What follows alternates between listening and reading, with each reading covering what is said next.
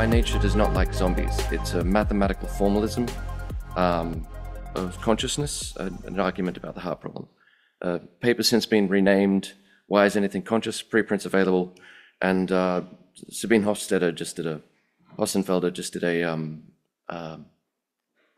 video on it, which was quite a thrill. So I'm going to conclude that zombies are impossible. And to do this, I'll present a model of consciousness, and it unifies lower and higher order theories. The summary of the argument over the course of the presentation is first I'll argue we should start with the embodied organism and natural selection. Then I'll build on a formalism I've been developing over the course of my PhD. I'll call pan-computational inactivism. It's sort of a formalism of all conceivable environments. And I'll argue that systems self-organize to interpret unlabeled sensory information according to valence, and that these interpretations imply behavioral policies. I'll argue these policies can only really be differentiated from each other by quality. This is unlabeled information, and the policies themselves are kind of labeled. And this unifies lower and higher order thought theories. And then in that context, selection pressures can demand a policy that classifies an organism's own interventions. This is akin to reafference or the Pearl's do operator. And because this accompanies every action an organism takes, and it has a quality, being a policy in the system, it is what it is like to be the organism. So I argue this is where phenomenal consciousness begins. And then I'll argue that a consistent definition of access consciousness should be information available for meaningful report, not just report, but meaning in the sense described by the language philosopher Gricean, which involves the inference of intent and modeling what you think, I think, you think. And as a result, I'll argue that you can't have this form of access consciousness without phenomenal consciousness as described here, and so a zombie is impossible in all conceivable environments.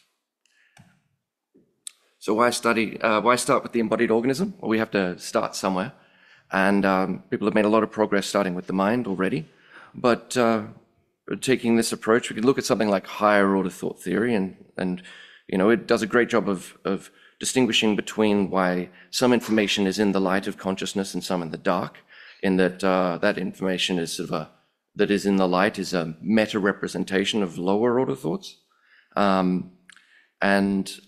it doesn't really explain why anything needs to be in the light at all, why anything needs to be conscious. So where do these lower order thoughts come from?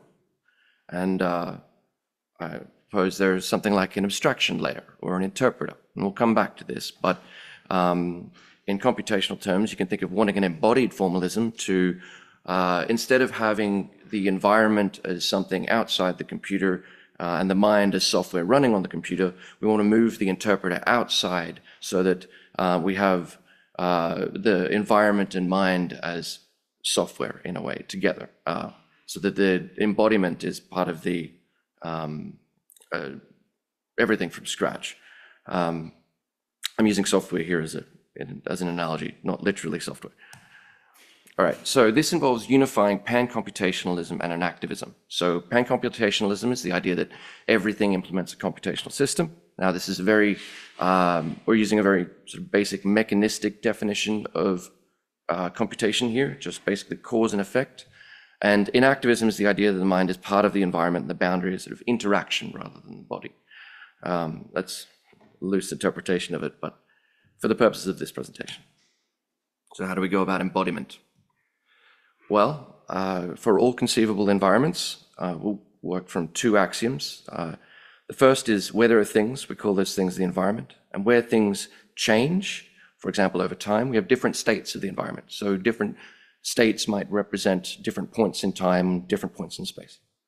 And we also assume, for the sake of simplicity, though this isn't needed for the all conceivable environments thing, that we have spatially extended environments. This just makes it a lot easier because we can now deal with finite sets, because we've got, a finite amount of information can be contained in a bounded system, like an organism. Now, I won't go into the math. There are lots of math definitions. To explain a little bit of how this is formalized, though, we've got this set of states. And we can say, well, every subset of states is like a prospective fact. It is a program, and the states of which it contains are like the truth conditions of that program. And so we could say the power set of all states is the set of all possible declarative programs in this environment, whatever that environment is. And we might have infinitely many states, so the power set of all states would also be infinite, but here's where we bring in the pan-computational part. Now, every aspect of the environment would then just be another set of states. And as you can see here, so two programs might be true in the same state, in which case that particular aspect that contains the two programs would be realized by that state. And other programs would be completely disconnected from that. And why this is useful is because it means that any set of programs allows us to kind of implement a formal language. In that we have truth conditions determined with respect to states. We have implication, because every true statement implies every subset of itself. And we have negation, because some states are mutually exclusive. We can represent, there's going to be the opposite of something that's all true. There's going to be something that's all false at the same time. And this means an embodied organism implements a language. And how a story starts constrains how it ends. And so we could think of this embodied organism, which implements a language, as constraining itself by making any statement in this language. For example, if I lift my arm up, I'm making a statement with my body in this embodied language. It constrains what else I can do next. So this could be an input, it's a starting situation. An output is whatever I choose to do next. And so we can now frame this in terms of inputs and outputs, and we have this idea of an embodied task, which means we can talk about learning and adaptation. So assume, for the sake of argument, that we've got an organism might encounter, a set of inputs over its lifetime. All possible inputs this organism might encounter. And that constrains the organism to a set of possible outputs given those inputs. Now, only some of those outputs are going to be fit according to natural selection. Not everything the organism might do is going to preserve its existence or preserve its, so I can describe every organism basically by the extension of fit behavior for that organism. And that gives me this task, this set of inputs and outputs. And when we've got that set of inputs and outputs, well, we could say, well, that's what we want to learn. That's what we want the organism to adapt to. That's sort of the target of, its survival. Our body can constrain possible outputs by making a statement, as I said, but when such a statement is not an input, I'd call it a policy. This is, and the point of learning and adaptation is the organism wants to embody a policy that constrains its outputs to fit outputs. So you can see here, we have an input X, the possible outputs given X, and this is the language the organism's body can express. Now, it might express another statement, a policy, Y. If Y is a fit policy, then it will constrain the possible outputs given X to fit outputs. And the organism's past is like an extensive definition of fit behavior, if it's still alive. And so this is like training data, and the organism learns a policy. So you can see, you could have historical examples of fit behavior from the organism's experience, and as it learns, it can piece together all fit behavior, assuming it lives long enough. Now, many policies can be learned from an extensive definition. See here, if I've got one of these, this is like an extensive definition. I could come up with many different policies, and most of them are probably not going to be fit. So which policy is the most likely to imply fit behavior? Well, this is where the computer science part comes in. So a lot of my previous research is about formalisms of general intelligence. And this is essentially an alternative to the minimum description length principle. In experiments, outperformed minimum description length in learning binary addition and multiplication in just predicting bit strings.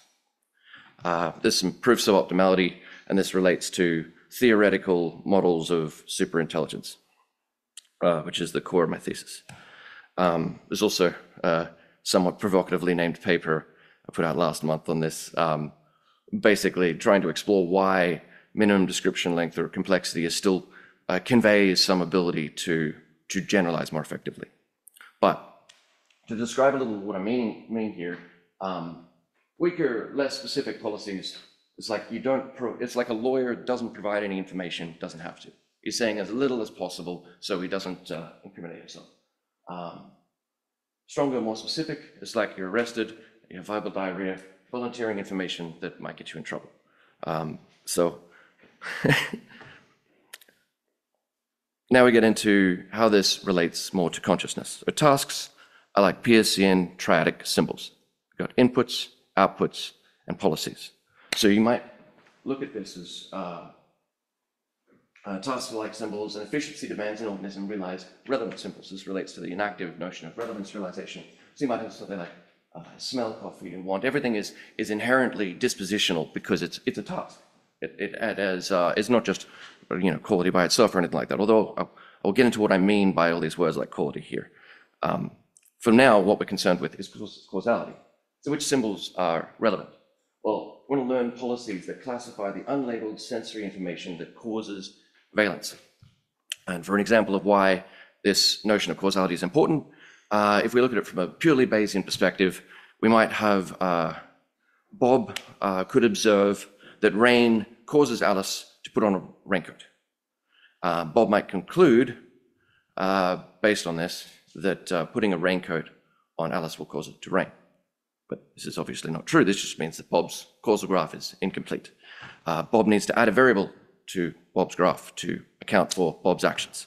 So human-level adaptation obviously involves the ability to learn causal graphs. We don't just start with them. And optimally, sample-efficient learning has to be causal, whereas DeepMind recently put it, robust agents learn causal graphs. Now, if those optimality proofs that I mentioned before about weak policy optimization hold up, then that means that you should effectively learn the cause. So I've got another paper on how you might do that, how you would learn what I call a causal identity for an intervening agency by adapting to the environment as quickly as possible. And so when I'm saying realizing relevance, what I mean is an organism classifies intervening agencies. That includes other organisms or other objects. You're just learning a set of declarative programs that describe whatever it is that's causing what is implying the thing that you observe. Now these causal identities are obviously, you can only learn so many. It's determined, you've got finite memory, you're embodied. So what might these sort of things be? Well, we could have something very specific, like a particular identity of a particular animal. Something less specific, like the idea of dogs, something like friend and foe, and something even more general, like safety, and then eventually just fit behavior. Now, it's sort of like in mathematical, it's a lattice of tasks. You're generalizing from more specific things to less specific things, which brings us to qualitative information processing. So, causal identities are these interoceptive, exteroceptive classifiers. But what are they classifying? Well, I keep using the word unlabeled information, according to valence and specific needs. And so these policies are both dispositional and qualitative classifications, is what I'm going to get at. But I've still got an abstraction layer, I've still got embodiment, but this abstraction layer now is the product of natural selection, and that's important for a couple of assumptions. And this is where it relates back to the AI research. Another provocatively named paper from last month argues that the idea of a software mind has a flaw. And this relates to specifically a formalism of general intelligence called ICSI, which is sort of a complexity-based general reinforcement learning agent. So give a bit of a rundown. What software does depends on how you interpret it, and interpretation is dispositional. So typically AI is sort of as a software mind interacting with the world through an interpreter.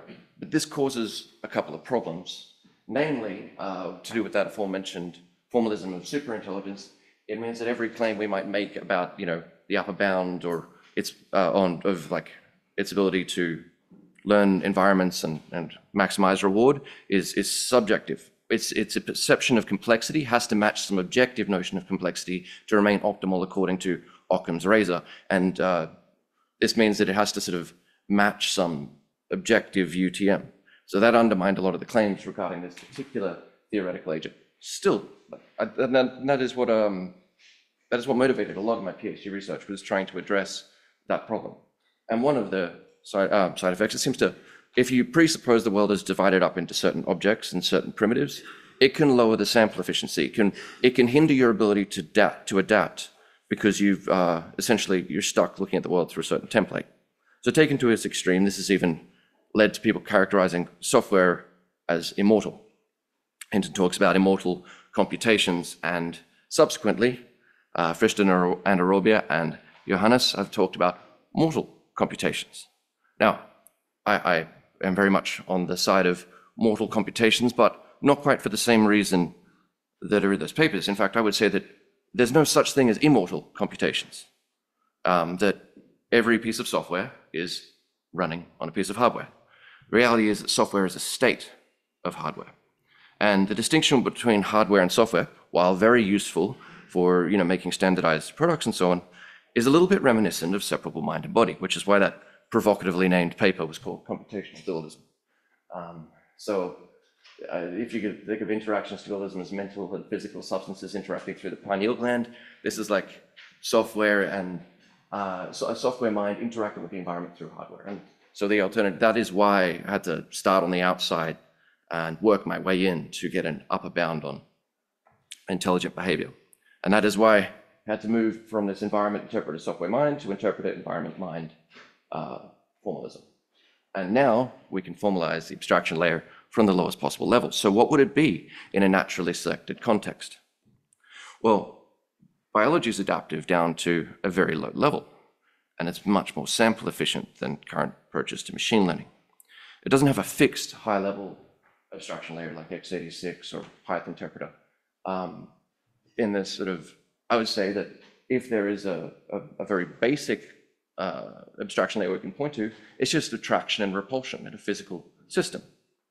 And that means that interpretation is kind of motivated and dispositional at every level. You think of it as selection informing abstraction and death grounding meaning. And so then if valence is this sort of low level of abstraction, then you can think of quantity as something that is labeled. It is a policy for interpreting sensory information, and rather than the foundation. And when we say qualitative, what we really mean is just unlabeled information. And the only reason we think we can sort of conceive of non-qualitative information is because we get so lost in these high level of abstractions we've built, but they're effectively, interpretations of this lower level unlabeled information.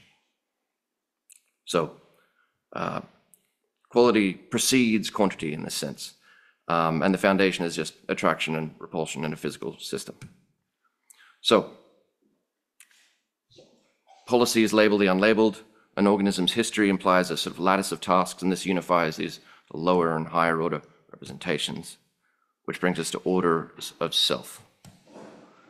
Now, I've got two preconditions for relevance. You're not going to just learn all causal identities. You need to have, your embodied language needs to be of sufficient scale to actually express the causal identity, and there needs to be an evolutionary incentive. So, in the context of an organism surviving in the environment, it needs to be able to classify its own interventions a lot of the time. This is like Pearl's do operator, or reafference, as Merker and subsequently Barron and Klein have argued is related to subjective experience. Now I'm making a slightly different argument from theirs as to why this is related to subjective experience. Because I'm saying that this is, every intervention I make is, this policy accompanies every intervention I make, every action I take, everything associated with my sense of agency. And because policies are differentiated by quality, this policy is what it is like to be me. And then, so we've got, at that point, something it is like, but is that, and it's functionally necessary for, the human level adaptability. I mean, we certainly need reafference to reason about the effect of our actions. But is a zombie still conceivable? Is this really satisfying as an answer? No, not really. So look at access consciousness as well. And access consciousness is typically, it's the contents are available for reasoning and report. And access conscious, so conscious report should mean meaningful report in the sense that humans have. Well, according to the language philosopher Gricean, is not just truth conditional semantics, but intended meaning, which requires that I need to be able to infer what you think. I need to be able to, and what you think that I think, and also that you know that I know something of what I think. So you can think about this as a second order self. If we just continue to scale it up, add the incentive, then this second order self is my prediction of your prediction of me. So I need to be able to predict you in enough detail that I'm predicting you predicting me, and then I'm predicting my prediction of you as part of that in order to reason about your intent that I infer something. So you could think about this as what you think I think in as much as it affects my goals. So you can intend that I believe something. I can infer that you intend that I think something by predicting your prediction of me and predicting that you also have a prediction of my prediction of you.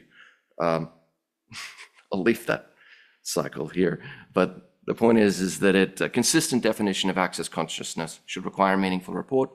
This says in clear and rigorous terms how you would be able to infer intent. And so access consciousness should only be considered to exist in second order selves. But how am I going to make use of the second order selves if I don't also have a first order self to reason about the effect of my actions?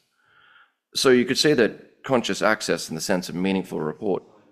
I've got to stop now? Oh, yeah, I will. All right.